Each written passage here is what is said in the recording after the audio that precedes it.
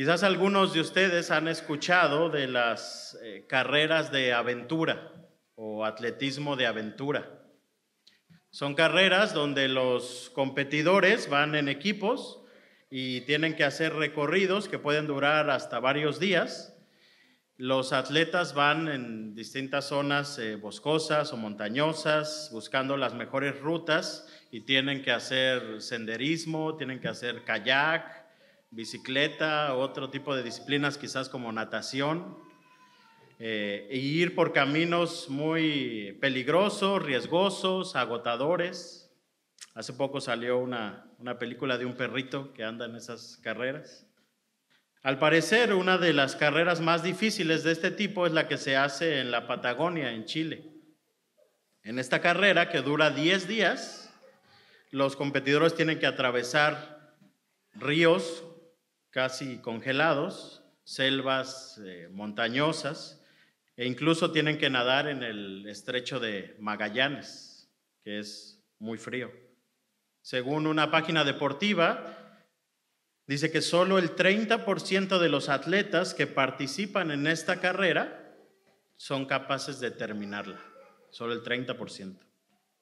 Muchos atletas se inscriben a esta carrera, con gran entusiasmo la empiezan, pero pocos la terminan de esa misma manera.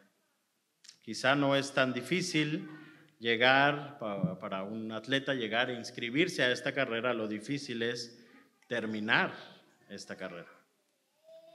En el pasaje que nos toca estudiar el día de hoy, Pablo está viendo muy de cerca el final de su vida y va a voltear hacia atrás por un momento y va a decir: logré terminar bien esta carrera llamada vida cristiana, vida con Cristo. Por eso el título de esta predicación es un llamado a terminar bien la carrera, un llamado a terminar bien la carrera. Y la proposición para esta mañana es la siguiente: porque el juez justo te espera al final del camino, esfuérzate en terminar bien. Porque el juez justo te espera al final del camino, esfuérzate en terminar bien. Y veremos esto solo a través de 2 puntos, son solamente 3 versículos, así que 2 puntos. Veremos primero versículos 6 y 7, la naturaleza de la carrera, y versículo 8, el premio de la carrera. Veamos entonces la naturaleza de la carrera. El versículo 6 que ya leímos, Pablo ve su realidad, está a punto de morir. Lo vimos desde los inicios que empezamos a estudiar esta carta. Esta en sí es una carta de despedida y de encargos finales a Timoteo. Pablo está encarcelado y él sabe que le queda poco tiempo para que llegue esa sentencia de muerte, para que esa sentencia se lleve a cabo. Quizás le quedan pocos días antes de morir a manos de las autoridades romanas, y Pablo ahora le va a decir a Timoteo todo lo que hemos visto. Timoteo, predica la palabra. Timoteo, sé fiel. Timoteo ahora le va a decir: yo ya acabé esta carrera y ahora te toca a ti seguir corriéndola. En un sentido, como muchos han dicho, Pablo a través de estos pasajes le está pasando esa estafeta a Timoteo. Pero es interesante la forma en que Pablo lo expresa, porque dice: yo ya estoy para ser sacrificado. Es la forma en que él expresa que su muerte está muy próxima. Y esa palabra sacrificado es la misma palabra que se usa en Filipenses 2:17, que el mismo Pablo usa en Filipenses 2:17, cuando dice: y aunque sea derramado en libación sobre el sacrificio y servicio de vuestra fe, me gozo y regocijo con todos vosotros. De hecho, seguramente lo vieron en los grupos pequeños, la Biblia de las Américas así traduce, en vez de poner la palabra ya estoy para ser sacrificado, dice ya estoy para ser derramado como una ofrenda en libación. La idea que Pablo alude aquí es la de los sacrificios del Antiguo Testamento. Y quizás algunos han dicho Pablo está pensando en un tipo de muerte donde literalmente su sangre sería derramada, parecido a los sacrificios del Antiguo Testamento. O quizá él está viendo su muerte así, como fue su vida, un sacrificio a Dios. Pablo mismo fue el que en Romanos 12 escribió que nuestra vida debe ser un sacrificio vivo, santo, agradable a Dios. Y ahora Pablo en su muerte dice que así como su vida, también su muerte será un sacrificio agradable a Dios porque está muriendo por causa del nombre de Cristo. Pablo estaba a punto de morir, pero no era cualquier muerte, era una muerte por causa del nombre de Cristo. Su vida no había sido desperdiciada, su vida no había sido en vano. Su vida no había sido una vida egoísta que solo pensara en su comodidad o en sus logros personales. Su vida había sido un sacrificio por la causa de Cristo y para el bien de otros. Entre ellos el mismo Timoteo, al que le escribe esta carta. Y ahora Pablo puede decir que así como fue su vida después de conocer a Cristo, también su muerte será eso. Un sacrificio, una entrega a Dios.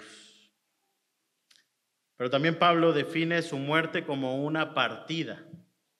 El tiempo de mi partida está cercano. Esa palabra partida, dice un comentarista, que puede tener o podía tener varios significados, esa palabra que se usaba en varios contextos. Uno de ellos, dice este comentarista, es por ejemplo levantar un ancla y zarpar. Otro significado que podía tener esa palabra, desmantelar una tienda de campaña, o también incluso soltar un prisionero. Es otro significado que podría tener esta palabra.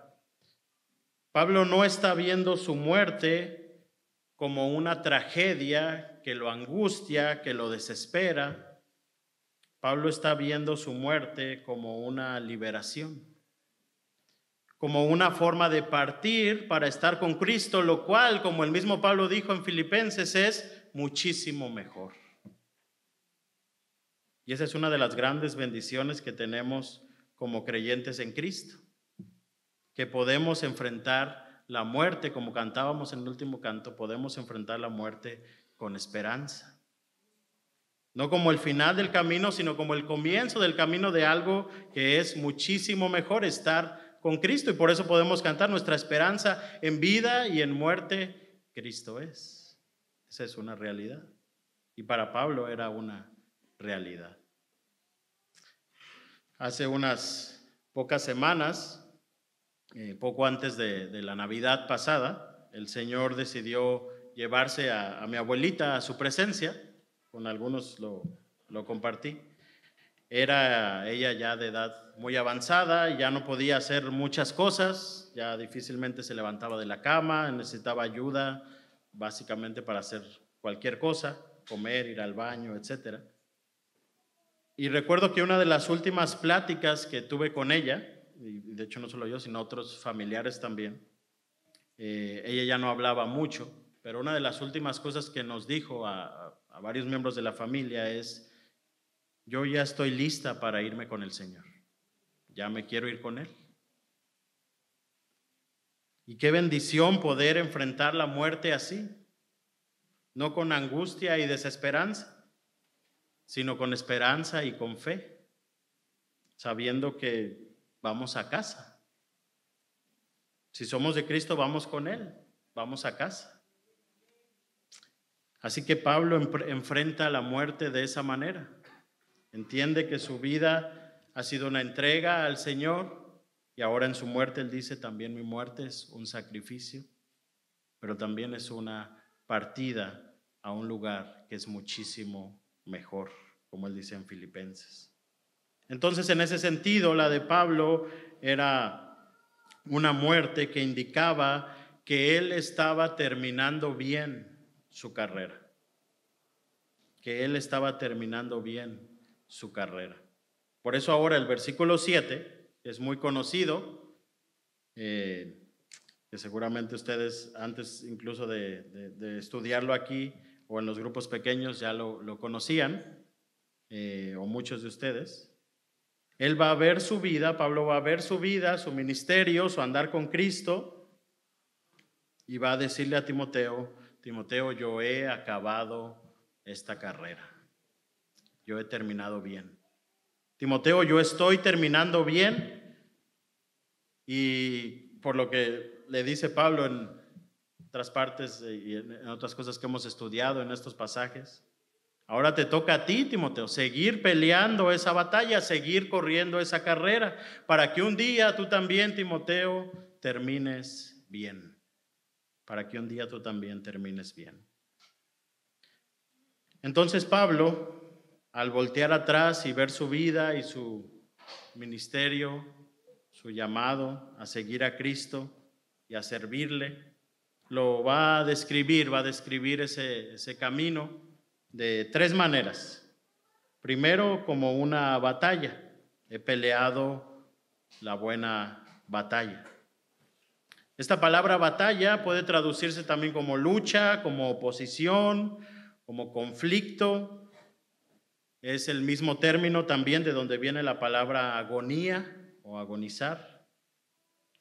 Esta palabra, de hecho, también, y eso es interesante, se traduce en otro pasaje, por lo menos en la Reina Valera, se traduce como carrera. De hecho, es en Hebreos 12:1, también versículo muy conocido. Corramos con paciencia la carrera que tenemos por delante. Esa palabra ahí, carrera, es la misma que aquí se usa para batalla. Una carrera más parecida a un maratón, quizá, que requiere esfuerzo, que requiere paciencia, como dice ese pasaje. Hay cierta discusión aquí si Pablo hace referencia a una batalla o competición en términos atléticos o a una guerra o batalla como un soldado, quizá. Pero sea como sea, Pablo está hablando de un caminar que no es fácil y no es cómodo, quizá. Pablo define su ministerio, su vida cristiana, como una lucha, no como unas vacaciones en la playa o como un trayecto cómodo, seguro y alegre.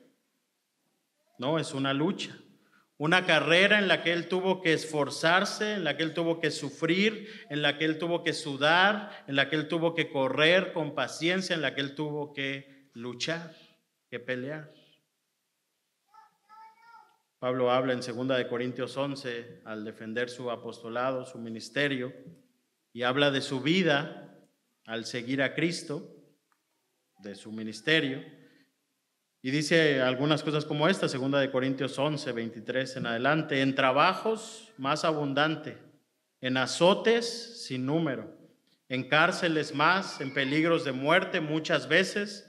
De los judíos 5 veces he recibido 40 azotes menos uno. 3 veces he sido azotado con varas, 1 vez apedreado, 3 veces he padecido naufragio, 1 noche y 1 día he estado como náufrago en alta mar, en caminos muchas veces, en peligros de ríos, peligros de ladrones, peligros de los de mi nación, peligros de los gentiles, peligros en la ciudad, peligros en el desierto, peligros en el mar, peligros entre falsos hermanos, en trabajo y fatiga, en muchos desvelos, en hambre y sed, en muchos ayunos, en frío y en desnudez. Y además de otras cosas, lo que sobre mí se agolpa, dice Pablo, cada día la preocupación por todas las iglesias. Esa es la vida de Pablo. No es un picnic, no fue un picnic. Muy diferente quizá a lo que hoy muchos predicadores de la prosperidad prometen a los cristianos, donde dicen que entonces en tu vida, si eres cristiano, solo debería haber salud, riqueza, donde dicen ellos no tienes que sufrir o tienes que parar de sufrir. Eso no es la Biblia que nos dice que debemos esperar. Eso no es la vida que el apóstol Pablo vivió. Esa no es la vida que cuando él voltea atrás y dice: he peleado esta buena batalla. Me ha costado sudor, me he esforzado en pelear esta buena batalla. El mismo Jesús lo dijo: en el mundo tendréis aflicción. Esa es una realidad. Y la realidad es que la vida cristiana es una lucha. Y quizás podemos testificar así que la vida cristiana es una lucha. Hay dificultades, hay oposición, hay pecado con el que batallamos, hay enemigos, hay desánimo a veces, hay crisis, hay dolor, hay momentos difíciles. Como cristianos no somos ajenos a esas realidades. Y es más, como cristianos debemos esperar esas realidades porque es lo que la Biblia nos muestra, que vivimos en un mundo caído. Pero también que no solamente vivimos en un mundo caído en donde va a haber luchas, pero también que seguimos luchando con nuestro propio pecado, con nuestro propio corazón pecaminoso y engañoso. Pero también porque la Biblia nos muestra que el sufrimiento y las pruebas son parte del plan de Dios para nosotros, como lo fueron para Pablo. Quizá no las mismas exactamente, pero sí el sufrimiento y las pruebas son cosas que Dios usa para formarnos. Así que eso es la vida cristiana, una batalla que tenemos que pelear, donde hay pruebas, donde hay dolor, donde hay lucha. La vida con Cristo no es un cuento de hadas, es una batalla que tenemos que pelear cada día. Y de hecho debemos recordar que no venimos a Jesús para que Él nos dé la mejor vida ahora, aquí y ahora, o para que descubramos al campeón que hay en nosotros, para que todos nuestros problemas terrenales se arreglen y se resuelvan. Y aunque Él nos ayuda en muchos de nuestros problemas, no venimos a Jesús, si hemos entendido el Evangelio, no venimos a Jesús para eso. Venimos a Jesús porque Él es el único que puede resolver nuestro problema más grave y más profundo, el pecado, nuestra enemistad con Dios, la ira justa y santa de Dios que estaba en nuestra contra. Si hemos entendido el Evangelio, entonces entendemos que ese es nuestro problema más grande, que nuestro problema más profundo no es mi falta de dinero o de salud o mis problemas familiares o de otra índole. Mi problema más profundo es que estaba en enemistad con el único Dios 3 veces santo. Y gloria a Cristo porque ese problema fue resuelto en la cruz. Ese problema ya fue resuelto en la cruz. Pero la vida cristiana, la vida como siervo de Cristo, como discípulo de Cristo, Pablo la va a definir como una batalla que hay que pelear. Sí, es una vida abundante, como lo vemos en las Escrituras. Es una vida hermosa, es una vida donde tenemos algo que nada ni nadie en este mundo nos puede dar. Pero a la vez es una vida que requiere sacrificio, lucha, aflicción. Es una vida donde hay enemigos, pero donde tenemos, de nuevo, una esperanza segura. Y eso nos motiva a seguir luchando. Es una carrera en la que habrá dificultades y estamos llamados a pelear esa batalla. De hecho, lo vimos hace algunos domingos, cuando todavía estábamos estudiando Primera de Timoteo, en Primera de Timoteo 6:12, que Pablo le dice justamente a Timoteo, Timoteo, pelea la buena batalla de la fe. Pelea la buena batalla de la fe, echa mano de la vida eterna. ¿Cómo estás peleando esa batalla hoy? En esta batalla hay enemigos, hay oposición. Esa oposición puede ser externa. Hay un mundo, un sistema mundanal que ataca nuestra fe, quizás con mentiras y falsas enseñanzas. Hay un enemigo, como dice Efesios, huestes espirituales de maldad. Pero también este enemigo contra el que peleamos puede ser interno. Esas pasiones que combaten en nuestros miembros, esos deseos que combaten en nosotros, como dice Santiago.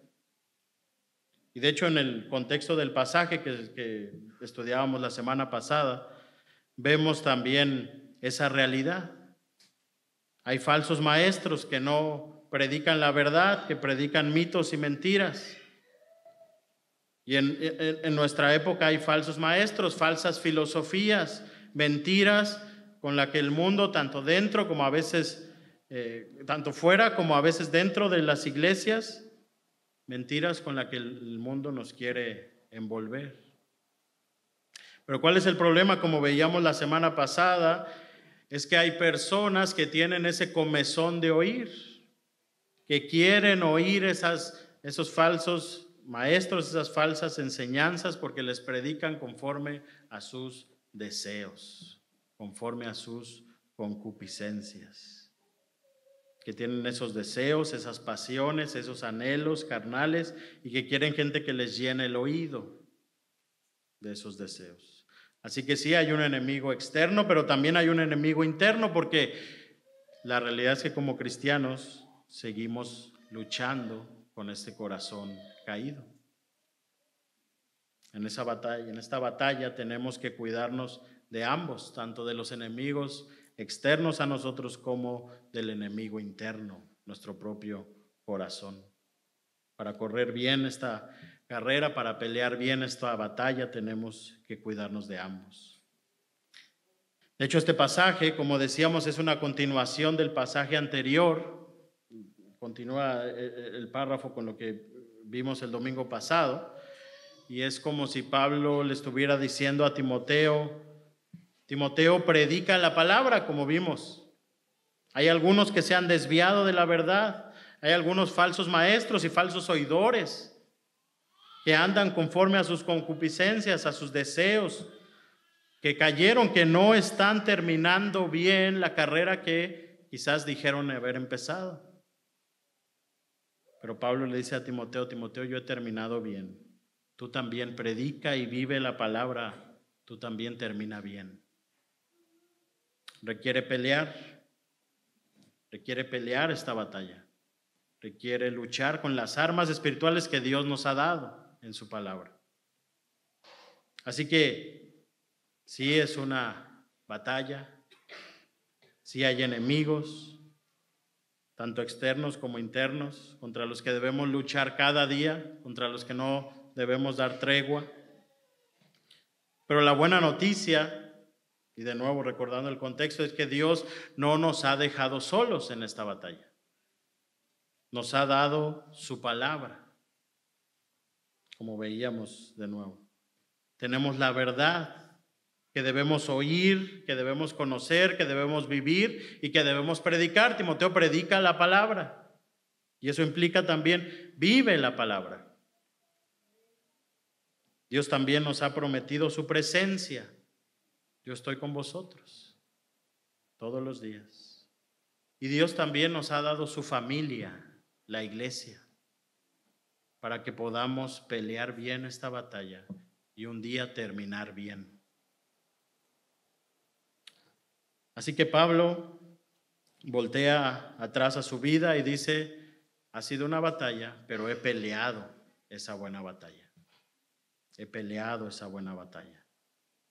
Pero en segundo lugar, Pablo habla de su vida, de su ministerio con Cristo como una carrera. He acabado la carrera. Pablo usa esta idea de una carrera para hablar de su vida y ministerio, no solamente en este pasaje, sino también en Hechos, capítulo 20, versículo 24, cuando le está hablando a los ancianos de Éfeso. Y les voy a pedir que vayamos ahí por un momento, Hechos capítulo 20, versículo 24, porque creo que en ese pasaje Pablo nos da una clave años antes de cómo él está corriendo esa carrera para que un día llegue aquí a segunda de Timoteo y él pueda decir, he terminado esta carrera, he corrido bien esa carrera. Hechos 20, 24. Pero de ninguna cosa hago caso, ni estimo preciosa mi vida para mí mismo, con tal que acabe mi carrera, ahí está la misma palabra, con tal que acabe mi carrera con gozo. Y el ministerio que recibí del Señor Jesús para dar testimonio del evangelio de la gracia de Dios. Esta carrera, como muchos han dicho, es más parecida a un maratón que a una carrera de velocidad. No se trata de llegar más rápido, sino se trata de llegar bien. Se trata de ser fiel hasta el final, de correr bien hasta el final. Y en este pasaje de Hechos, como decía años antes, Pablo nos dice cómo él está corriendo esa carrera para que él pueda entonces un día terminar bien, llegar a este punto y decir, terminé bien la carrera. ¿Cómo corría Pablo esa carrera? El versículo dice, de ninguna cosa hago caso. ¿Qué cosas? Bueno, el contexto habla de los sufrimientos y las aflicciones que le venían en ese momento. Estaba claro que le venían. Y dice, no hago caso de nada de eso. ¿Por qué? Dice Pablo en ese pasaje, es que yo no estimo preciosa mi vida para mí mismo, con tal que acabe mi carrera con gozo. ¿Cómo está corriendo Pablo esta carrera? Básicamente diciendo, mi vida no es para mí. No estoy viviendo para mí. No vivo para mí mismo. Vivo para otro. Vivo para Jesús. Esa es la forma de correr la carrera. Vivir para otro. Vivir para Jesús. Esta carrera requiere, como el mismo Jesús nos dijo, negarse a sí mismo e ir en pos de Él. Esta carrera, de hecho, requiere perder tu vida. Esta carrera te va a costar la vida. Pero el que pierde su vida por causa de Cristo, halla la verdadera vida. Eso es lo que dice Él en pasajes como Mateo 16:25, porque todo el que quiera salvar su vida la perderá, pero el que pierda su vida por causa de mí, dice Jesús, la hallará. Y Pablo ahí en Hechos les está diciendo a los ancianos de Éfeso, yo estoy corriendo esta carrera, yo tengo la meta de completar bien y de completar con gozo esta carrera, y la forma en que estoy corriendo es no viviendo para mí mismo, perdiendo mi vida por causa de Jesús. Y nosotros también estamos llamados a terminar bien esta carrera. Pero para terminar bien esta carrera tienes que correr bien esta carrera, viviendo para Jesús y para su reino. Eso quiere decir no correr tras lo que el mundo corre, dinero, fama, posición, gloria terrenal. No correr para construir tu propio reino, sino correr para construir el reino de otro, el reino de Jesús. Y eso no tiene tanto que ver quizás con lo que haces en el sentido de si eres misionero, o pastor, o doctor, o abogado. No es tanto a qué te dedicas, sino para qué o para quién lo haces. Haces lo que haces. ¿Para quién vives? Pablo dice que él no estima su vida valiosa para él. Él no está viviendo para él. Y así corre para un día terminar bien. ¿Cómo estás corriendo esta carrera? ¿Para quién estás viviendo? Quizás sería otra forma de preguntar. Corremos esta carrera sabiendo que a la vez que es una responsabilidad nuestra correr de esa manera en la que Pablo nos muestra que él corrió. También corremos sabiendo que por gracia Dios, si somos suyos, Él nos va a guardar. Él ha prometido guardarnos hasta el fin. Él ha prometido que nos va a preservar. Y Él permanece fiel, como también lo hemos visto lo hemos estudiado en estas cartas. Pero eso no nos exime a nosotros de la responsabilidad de esforzarnos en correr bien esta carrera, en pelear bien esta buena batalla de la fe. Así que Pablo dice, yo he peleado la buena batalla, he acabado esta carrera, no viviendo para mí mismo, sino viviendo para Jesús, no estimando mi vida valiosa para mí mismo, sino corriendo para otro, para Jesús. Y también la tercera imagen que Pablo nos va a dar es la de un guardián. He guardado la fe, he guardado la fe. Y la idea aquí es que ese tesoro que le fue encomendado a Pablo, él lo ha guardado a pesar de la oposición, a pesar de las dificultades, a pesar de los ataques. Pablo ha sido fiel en guardar ese depósito. La figura es la de un guardián o la de un administrador que está cuidando o que ha cuidado de algo que se le ha confiado, de algo que le fue confiado. ¿Y qué es eso que Pablo ha guardado? Dice, guardado la fe. En este caso hablando de ese conjunto de creencias que corresponden a la verdad del Evangelio, a la sana doctrina. Eso que Pablo ahora le ha dicho a Timoteo que cuide y que predica la palabra. Pablo lo que está diciendo aquí es que él fue fiel al mensaje de Cristo. Él fue fiel a pesar de la oposición, de los intereses, de las tentaciones, quizá de los ataques. Él permaneció fiel a la verdad del Evangelio. Fue fiel a la sana doctrina, guardó lo que se le encomendó. Él vivió de acuerdo a ese mensaje y predicó ese mensaje. No se desvió, como en el contexto vemos algunos falsos maestros que se desviaron de la verdad. Pablo dice, yo he guardado la fe. Y hermanos, aquí debemos recordar que no solo los pastores o líderes de ministerios están llamados a guardar la fe. Todos nosotros como creyentes en Cristo estamos llamados a ser fieles a la Escritura, a guardar aquello que se nos ha encomendado, a cuidar la sana doctrina. Todos estamos llamados a ser fieles administradores de lo que Dios nos ha encomendado, su palabra, el Evangelio. Y eso incluye conocer la Escritura, vivir de acuerdo con la Escritura y predicar la Escritura. Timoteo predica la palabra. Así que para que un día nosotros podamos llegar al final y terminar bien, habiendo sido fieles a Dios y a su palabra, tenemos que guardar este depósito. Tenemos que guardar lo que se nos ha sido encomendado. ¿Cómo estás guardando la fe? ¿Cómo estás administrando ese tesoro del Evangelio y de su palabra que Dios, como creyente en Cristo, te ha encomendado? Somos responsables de administrar bien lo que se nos ha sido encomendado, pero a la vez no debemos olvidar, hermanos, que para correr bien esta carrera, pelear esta batalla, guardar la fe, necesitamos depender de Dios y de su gracia. Si nosotros podemos guardar la fe, será solamente porque Dios nos guarda a nosotros en su gracia.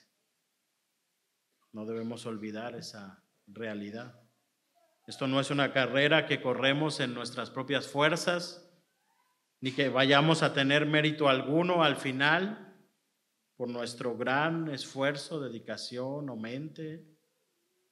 Es una carrera que se corre con la gracia de Dios sosteniéndonos a cada momento. Su gracia nos sostiene.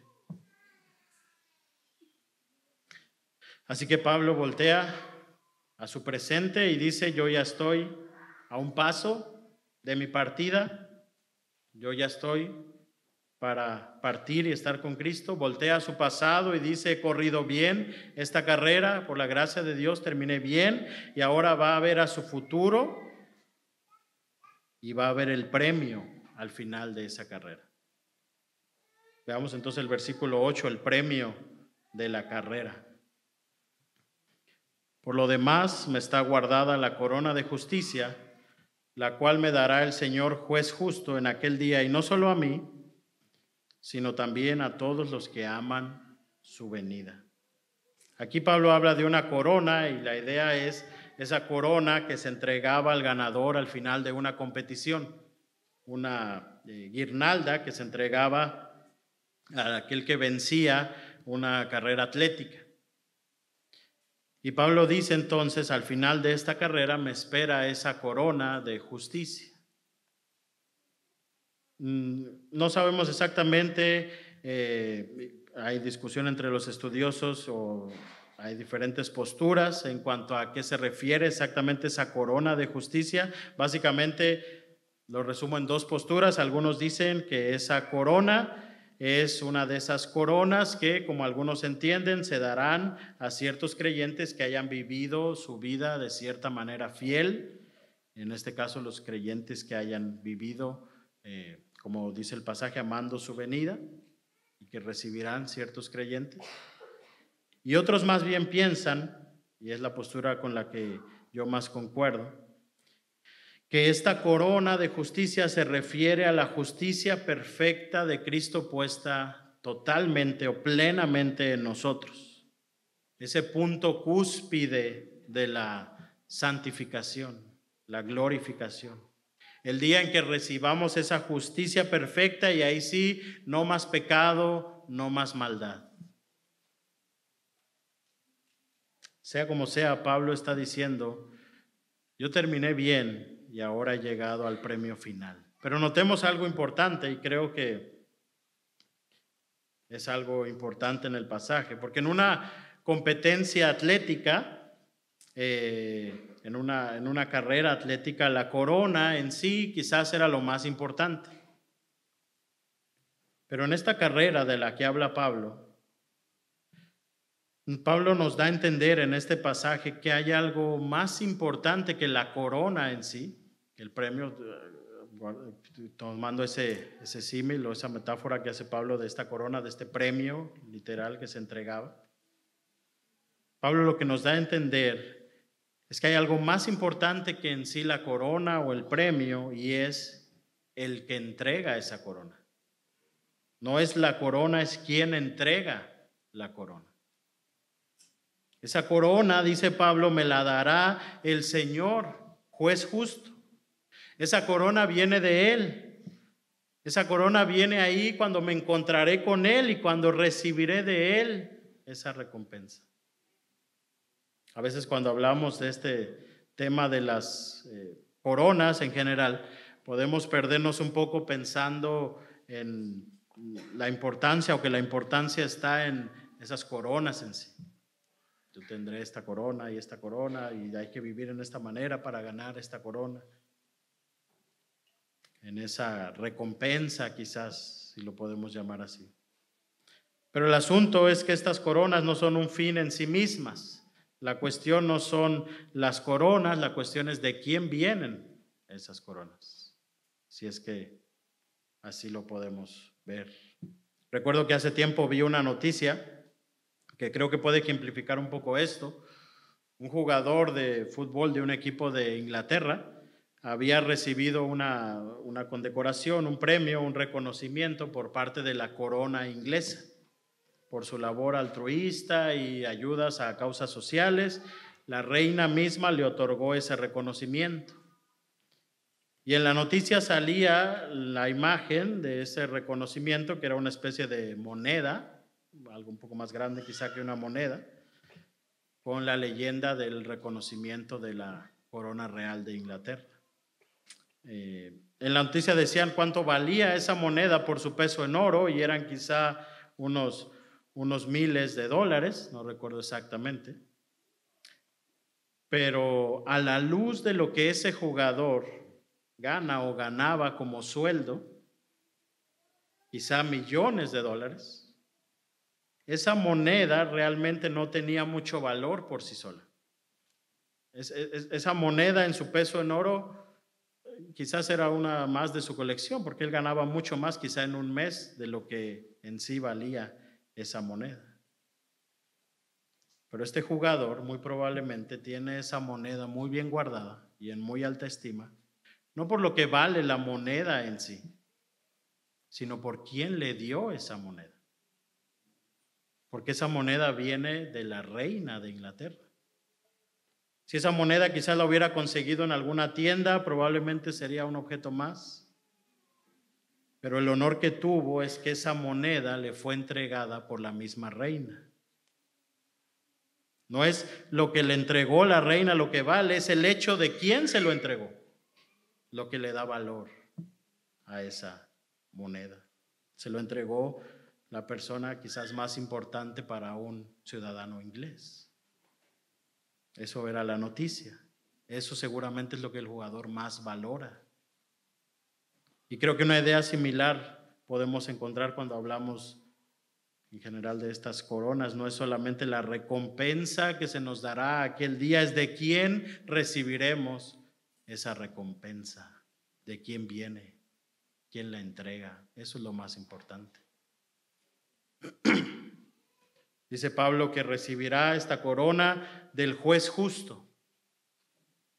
Y pensemos en esto por un momento, porque Pablo se había enfrentado en su vida muchas veces a muchos jueces terrenales injustos.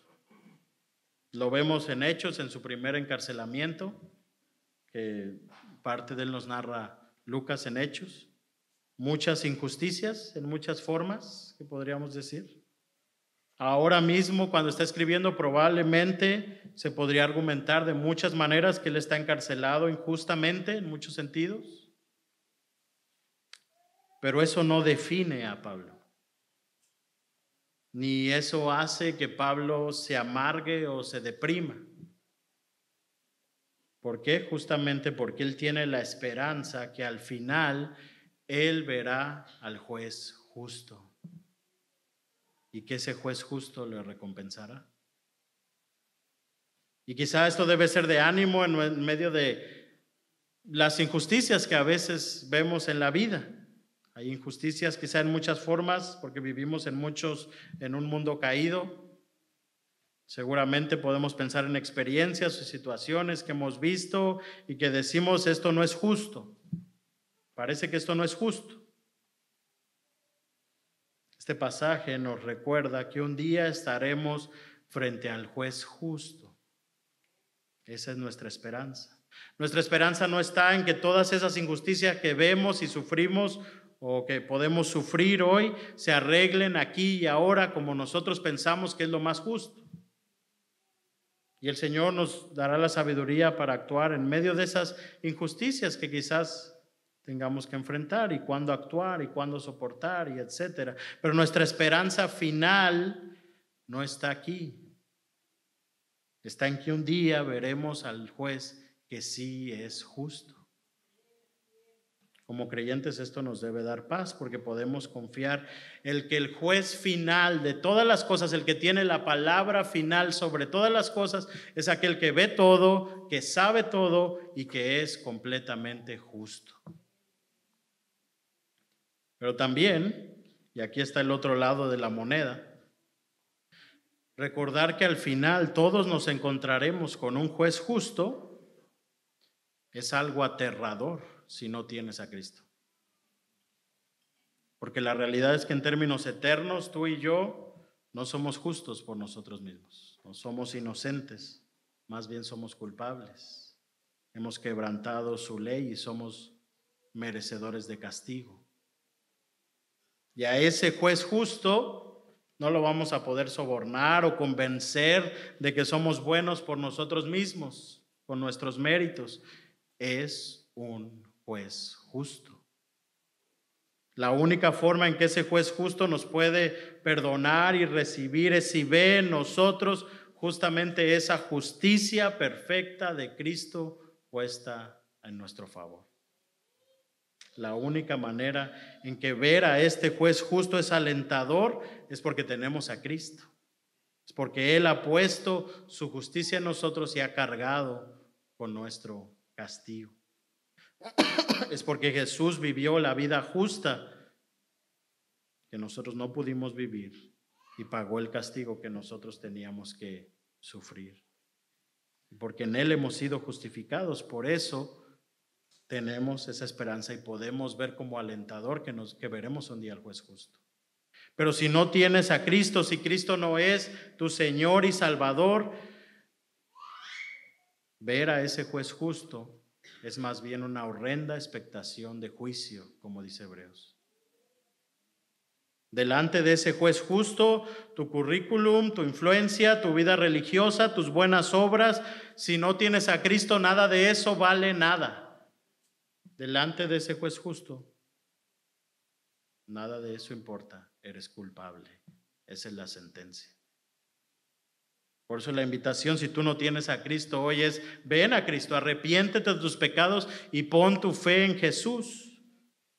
Porque solo es si estamos en Cristo y porque estamos en Cristo que podemos gloriarnos y esperar con ansias encontrar a ese juez justo. Así que hay dos formas de encontrarnos con ese juez justo. O con esperanza, fe y aliento, o con una horrenda expectación de juicio. Todo depende de si tienes o no tienes a Cristo, de si estás o no estás en Cristo.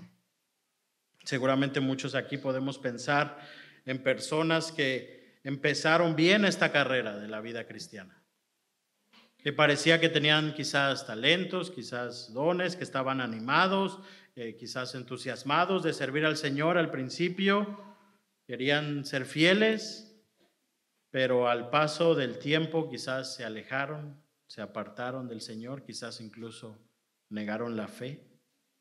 Yo creo que podemos pensar en personas así,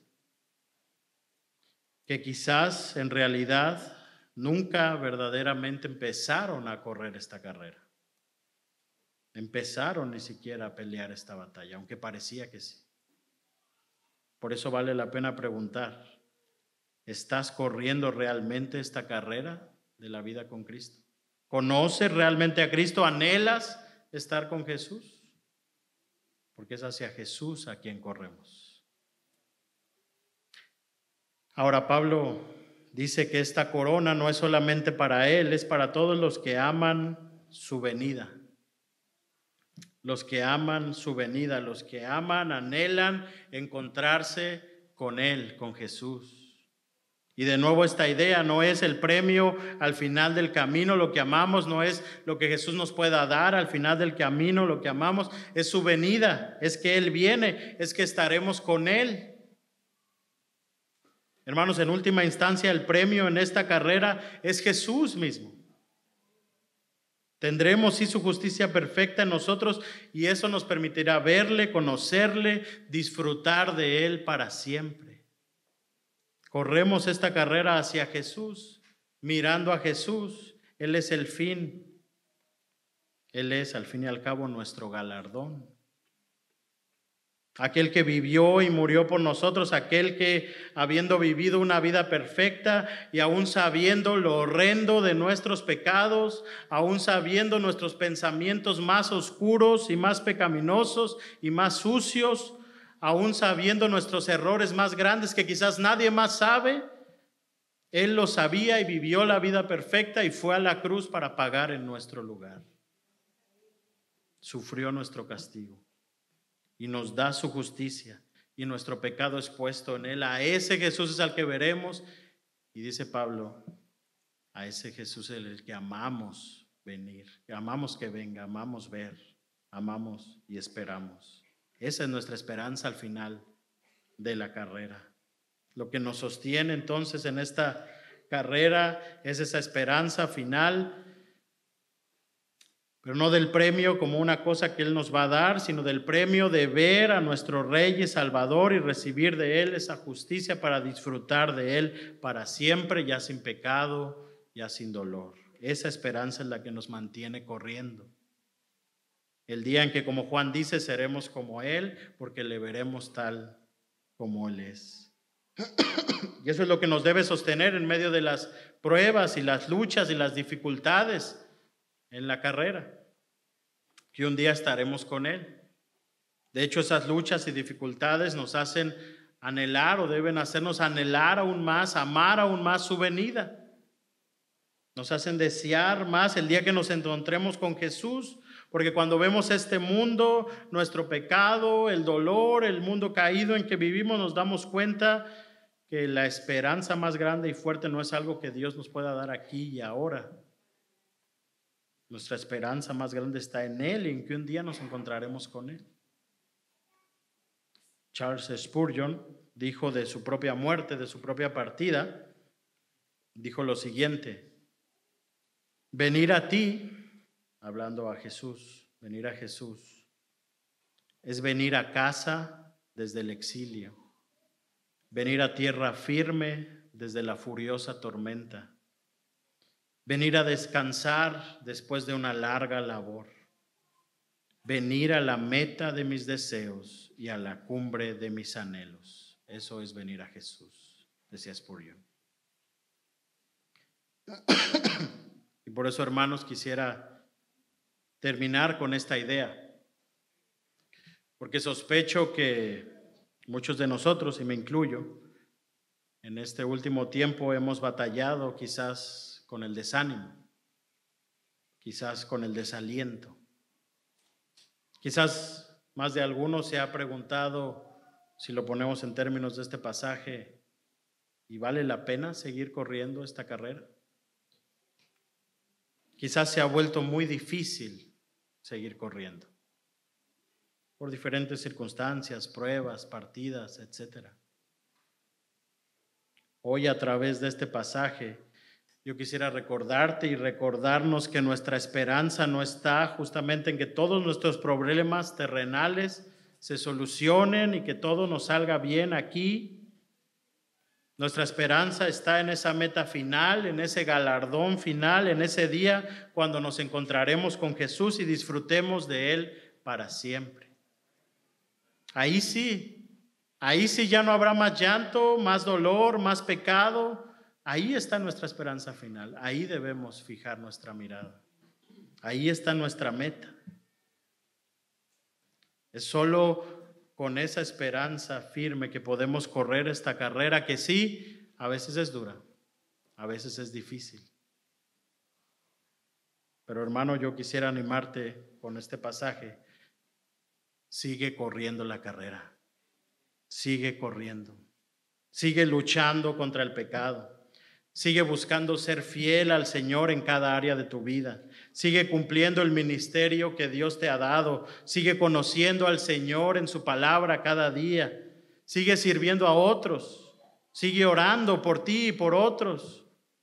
Sigue luchando por ser fiel y guardar lo que Dios nos ha dado en su palabra. Sigue corriendo esta carrera. Porque la meta al final vale la pena. Para que un día puedas voltear atrás y decir como Pablo, terminé bien. Sí, quizás fue difícil por momentos, sí, quizás me caí, me tuve que volver a levantar, pero corrí la carrera, peleé la buena batalla, guardé la fe. Y al final, al ver ahí al Salvador, poder decir, valió la pena. Termino con Hebreos 12, versículos 1 y 2. Por tanto, nosotros también, teniendo en derredor nuestro tan grande nubes de testigos, aquellos que nos precedieron y que nos dejaron un legado de fe, despojémonos de todo peso y del pecado que nos asedia y corramos con paciencia la carrera que tenemos por delante. ¿Y cómo la corremos? Puestos los ojos en Jesús, el autor y consumador de nuestra fe. Oremos. Padre, tú sabes que a veces se hace difícil correr la carrera. Tú sabes que a veces la batalla nos cuesta pelearla. Y tú conoces cada corazón. Hoy pedimos, Señor, que pongas de nuevo nuestros ojos en Jesús y en la esperanza segura y final que tenemos en Él. Y en que podemos vivir esa vida abundante hoy porque tenemos esa esperanza segura del mañana. Pon nuestros ojos en Jesús para que podamos seguir corriendo esta carrera. Sosténnos con tu gracia en medio de las dificultades. Y que un día, Señor, podamos decir como Pablo, he peleado la buena batalla, he acabado la carrera, he guardado la fe. En el nombre de Jesús lo pedimos. Amén.